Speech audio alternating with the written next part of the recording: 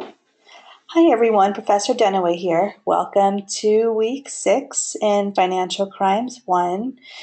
I hope you're all having a great weekend. Here we are in the first weekend of October, so I hope you're enjoying some of your time this weekend with family and friends or by yourself.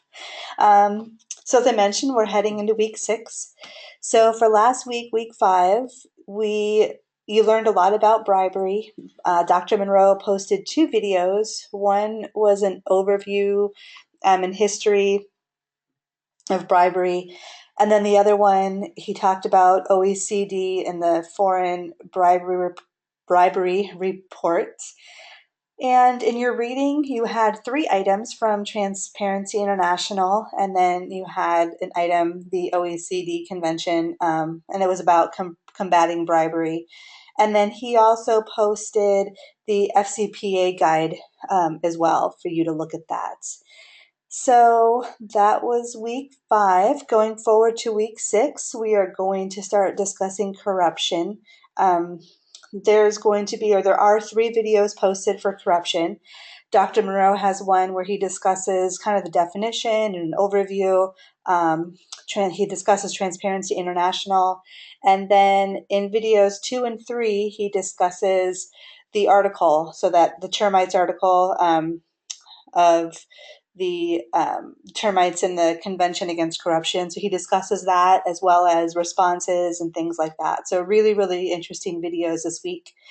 And as far as that goes, you're reading, again, very interesting. So you'll be reading the UN Convention Against Corruption, and then you'll read the article I've been discussing, the termites article, termites in the Convention Against Corruption, which is also, a lot of this is what you'll be basing your paper on, but I'll discuss that in a little bit. So looking forward to week 7, we are going to start discussing research skills. There's one reading that you'll be reading, Improving Financial Oversight, and then overall you'll be learning ways of fighting financial crimes via your research skills. So another really interesting week, I think, in this class. So for week 6, you want to do the usual. You want to post in the discussion forum. And again, just when I was grading your last week's discussion forum, everyone is doing an excellent job. I'm very, very happy, very, very impressed with all of you. Ellen, I thought that your replies this week and your responses were really good. They were very detailed and well thought out, and I really appreciated that. So great job. And again, all of you in general doing a really, really great job in the discussion forum. So please keep that up. I've noticed some of the responses, some of the numbers of responses have gone up for some of you. So thank you for that. And overall, I think you're just doing a great job. So thanks. So in addition to the discussion forum, you want to do the reading, as I've mentioned. You want to watch the videos that Dr. Monroe has posted, and you want to, well, you don't need to, but if you want to, attend the optional office hours this Tuesday at 6:30 Pacific time. I will be the one who, I will be conducting the office hour, so if you want to stop by, if you have any questions or just want to say hello, feel free to stop by. And if you can't make that time, obviously feel free to email with any questions as well. So let's see. So your assignment. So looking back on assignment 1 for a second, I know I had said I would post a video where I discussed some of the possible problem areas and things like that for the first assignment. I was under the weather most of the week, so I did not get to post that video. So I'm just going to touch on it here.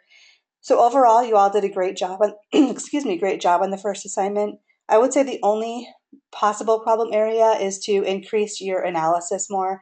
So you want to make sure that you're tying in all the reading that we're doing for the class, perhaps Dr. Monroe's videos, what he discusses in those, and make sure that you're applying what you're reading and hearing to the questions that you're asked in the assignment. So just make sure that you're kind of making that connection. And if you have an argument, that you're backing it up with your sources. So I would say that's probably the main issue that you could all probably improve on a little bit going forward. So for this assignment, for assignment 2, it is due a week from today.